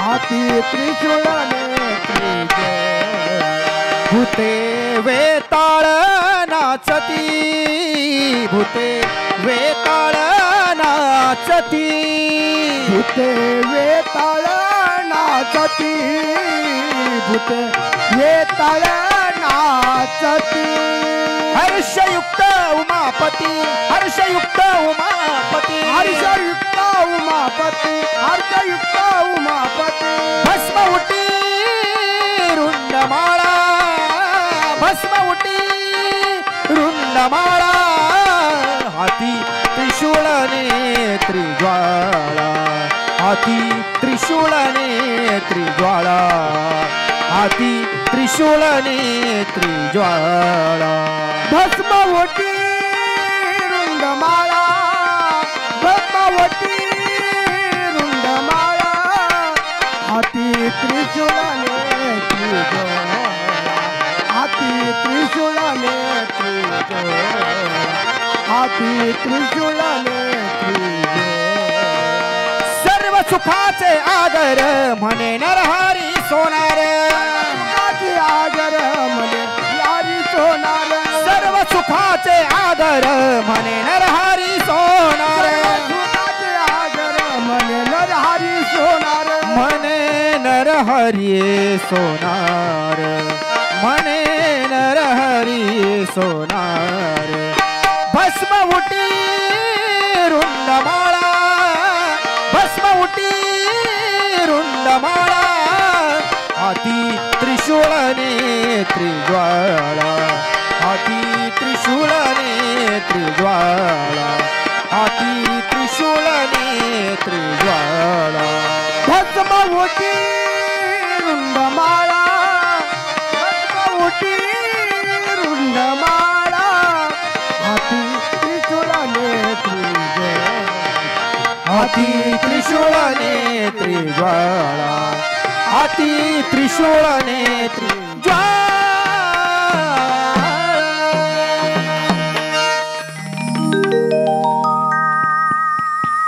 या अभंगामध्ये जसं वर्णन आहे महादेवाचं तसंच भैरवनाथाचं देखील वर्णन आहे. गळ्यामध्ये वासुकी हार आहे, कपाळावर चिताभस्म आहे गळ्यामध्ये रुंडमाला आहे, कमरेला गजचर्म व्याघ्रंबर आहे. जसं शिवाचं रूप आहे तसंच रूप भैरवनाथाचं आहे. आणि म्हणून या रूपामध्ये भैरवनाथाचं आज प्रकटीकरण आपण दाखवलेलं आहे. उद्या भैरवनाथाचं विश्वरूप कसं आहे आणि भैरवनाथ एकाच वेळी सप्त पाताळामध्ये आणि एकाच वेळी 21 स्वर्गामध्ये कसे पोहोचतात आणि तिथपर्यंत ब्रह्मदेवाला आणि विष्णूला पोहोचता येत नाही, त्यांची अवस्था काय होते, याचं सगळं चिंतन आपण उद्याच्या कथेमध्ये त्या ठिकाणी ऐकणार आहोत. उद्या काही अडथळा आला तरी आपण वेळेवर कथा सुरू करणार आहोत आणि वेळेवरच संपन्न होईल. कारण तुम्ही एवढा मोठा खटाटोप करून तुम्हाला सगळं श्रवण करायला नाही मिळालं तर मग काही मजा नाही. आणि म्हणून आज जरी पाऊस असला तरी आपण सर्वजण या ठिकाणी आलात. तुम्हाला संयोजकांच्या वतीनं मी तुमचं सगळ्यांचा आभार मानतो. माझ्या कलाकारांच्या गायनाला आपण सगळ्यांनी दाद दिली त्याबद्दल पुन्हा एकदा तुमचा आभार मानतो. उद्या बरोबर आपण 6:30ला या ठिकाणी कथेला आरंभ करणार आहोत. आणि आज भैरवनाथाचं प्राकटीकरण झालेलं आहे. उद्या माझ्या माहितीप्रमाणे काही विघ्न येणार नाही. उद्या निर्विघ्नपणे आपली कथा पार पडेल, कारण त्यांचं आगमन झालेलं आहे. आणि त्यांचं आगमन झाल्यानंतर खऱ्या अर्थाने आज आपण विघ्नार्थ्याची सुद्धा पूजा केलेली आहे. त्यामुळे उद्या कुठल्याही प्रकारचं विघ्न नसणार आहे. आणि अतिशय आनंदामध्ये थाटामाटामध्ये उद्या आपण भव्य दिव्य व्यासपीठावर उद्या त्या ठिकाणी कथा संपन्न करू. आज आपण आलात, उद्या आपल्या सगळं मित्रमैत्रिणी शेजारी पाजारी सगळ्यांना घेऊन या आणि बहुसंख्येने उपस्थिती दाखवून या कथेचा आनंद लुटा. आजची कथा याच ठिकाणी विश्रांती करते. रामकृष्ण हरी, रामकृष्ण हरी. या ठिकाणी आरती होऊन आजच्या कार्यक्रमाची समाप्ती या ठिकाणी होईल. पूर्वी महाराजांचं ऋण व्यक्त करण्याकरिता मी या ठिकाणी काही मान्यवरांना विनंती करतो, आपण महाराजांचा पुष्पहार घालून ऋण व्यक्त करायचे. उद्योगपती सन्मान्य दुर्वाशेठ कानपिळे, त्याचप्रमाणे सन्मान्य उद्योगपती तुकाराम शेठ कांडगे, त्याचप्रमाणे सामाजिक कार्यकर्ते आणि आरती व्यवस्थापनाचे माजी अध्यक्ष सन्मान्य हरिभाऊ शेठ गोरे, त्याचप्रमाणे चांगले शेठ चोरटे आणि आबासाहेब वावळ या मान्यवरांना विनंती करतो आपण महाराजांचा सन्मान करण्यासाठी या ठिकाणी यायचे.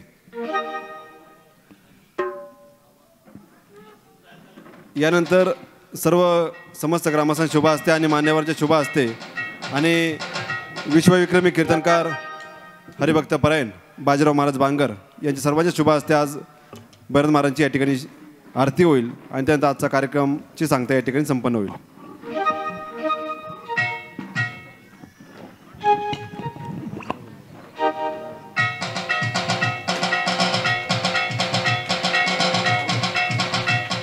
हॅलो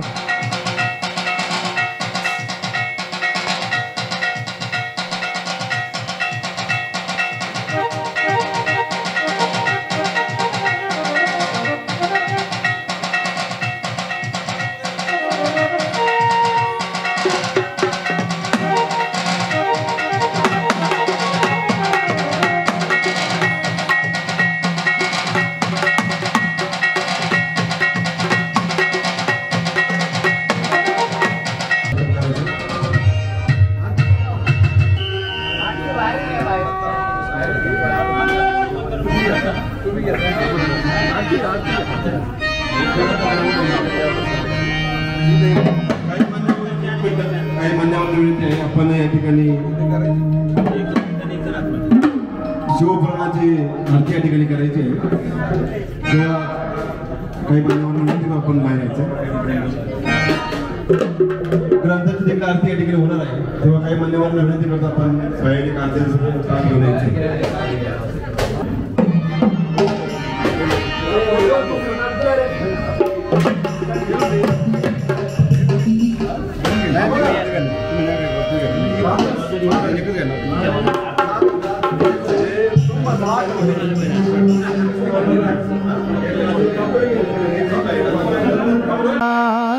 अवतार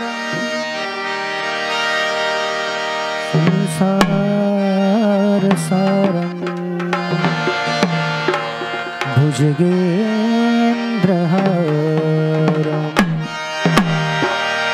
सदा वसन्तं हृदयारविन्दे भवं भवानी सहितं नमामि. सुख करता दुःख हरता वार्ता विनाची पूर्वी पूर्वी प्रेम कृपा जयाची सर्वांगी सुंदर उटी सेंदुराची कंठी झळके माळ मुक्ता फळाची जय देव जय देव जय मंगलमूर्ती व श्री मंगलमूर्ती दर्शन मात्रे मान श्रवण मात्रे मान कामना पूर्ती जय देव जय देव न खचित भरा तुझ गौरी कुमारा चंदनाची ओटी कुंकुमेश्वरा हिरे जडित मुकुट शोभतो बरा जय देव जय देव जय मंगलमूर्ती व श्री मंगलमूर्ती दर्शन मात्रे मान श्रवण मात्रे मान कामना पूर्ती जय देव जय देव अंबोदर पीतांबर फणीवर वंदना सरळ सोंड वक्र तुंड त्रिनयना आश्रमाचा वाटपाय जदना संकष्टी पावावे निर्वाणी रक्षावे सुरवर वंदना जय देव जय देव जय देव जय देव जय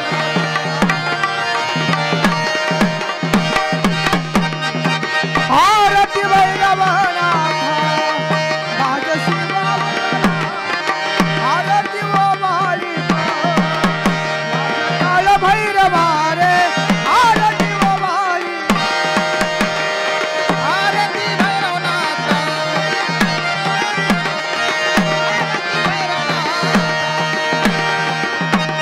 जय देवा माझ्या शिवावतारा माझ्या काळावतारा आरती व वाळू मले भावे वाळू माझ्या काळ भैरवा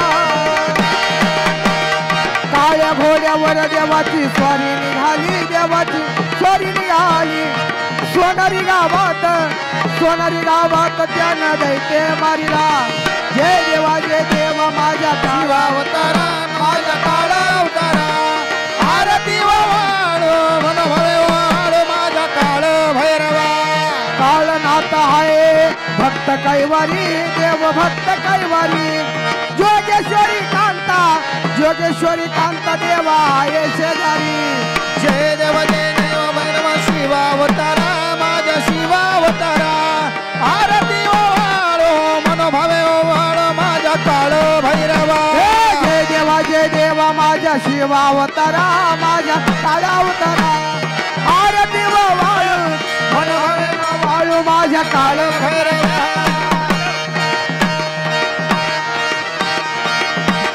डवर वाजला नाथा डवर वाजला नवखंडामध्ये देवा तुझा चांग भला झाला जय देव शिव काळ भैरवा शिव भैरवा आरती व वाळू मन भावे वाळू माझ्या काळ भैरवा जय देवा माझ्या काळ भैरवा माझ्या काळ भैरवा आरती व वाळू मन भावे वाळू माझ्या काळ भैरवा जय देवा माझ्या काळ भैरवा माझ्या शिव भैरवा आरती व वाळू मन भावे वाळू माझ्या काळ भैरवा वंदन चरणम डोळ्याला पाहिन रूप तुझे तुम्ही आणि आनंद मोदन भावे वाणी हरे राम तुम्ही माता पिता तुम्ही हो तुम्ही वंदू सदा तुम्ही हो विद्या तुम्ही हो सर्व ममता आई तुझा करावा तुझ समाव रोणी सकल परस नारायणादी समरपन आज जय स्वाम राम नारायण कृष्ण दामोदर वासुदेव हरी श्रीधरम माधवम गोपिका वल्लभ वाणिकी नायक रामचंद्रम भजे हरे राम राम राम हरे हरे कृष्ण कृष्ण कृष्ण हरे हरे हरे राम राम हरे हरे कृष्ण कृष्ण कृष्ण हरे हरे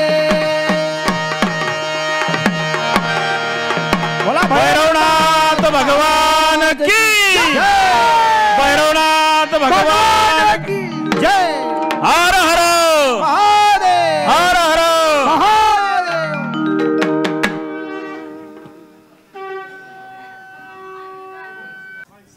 आजचा कथेचा पहिला दिवस या ठिकाणी अतिशय चांगल्या प्रकारे संपन्न झाला. पावसाचा व्यत्यय आल्यामुळं थोडा गोंधळ झाला, त्यामुळं दिलगिरी व्यक्त करतो. आणि उद्याचा कार्यक्रम बरोबर 6:30 वाजता वेळेत या ठिकाणी आपल्या या महालामध्ये चालू होणार आहे. याची सर्व ग्रामस्थांनी सर्व भाविक भक्तांनी नोंद घ्यायची आहे. या ठिकाणी प्रसाद घेतल्याशिवाय कोणी भाविक भक्तांनी आणि ग्रामस्थांनी जाऊ नये अशी सर्वांना आग्रहाची विनंती आहे. या ठिकाणी मान्यवरांचा सन्मान या ठिकाणी होत आहे.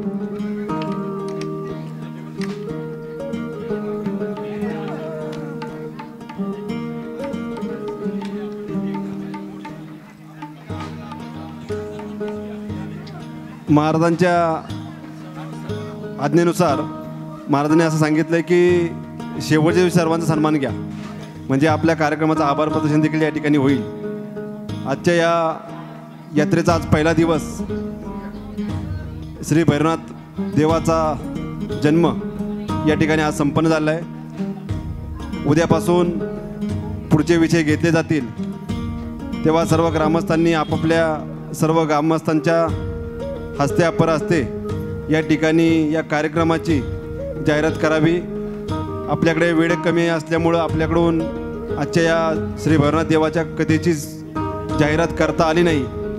त्याबद्दल श्री भैरवनाथ देवस्थान ट्रस्ट आपली दिलगिरी व्यक्त करत आहे आणि सर्व ग्रामस्थांना विनंती आहे, आपण सर्वांनी या ठिकाणी आपल्या कथेची जाहिरात करण्यासाठी देवस्थानला सहकार्य करावं अशी विनंती करतो. आणि उद्या सायंकाळी 6:30 वाजता बरोबर या ठिकाणी कथेची सुरुवात होईल अशी सर्व ग्रामस्थांना विनंती करतो. धन्यवाद.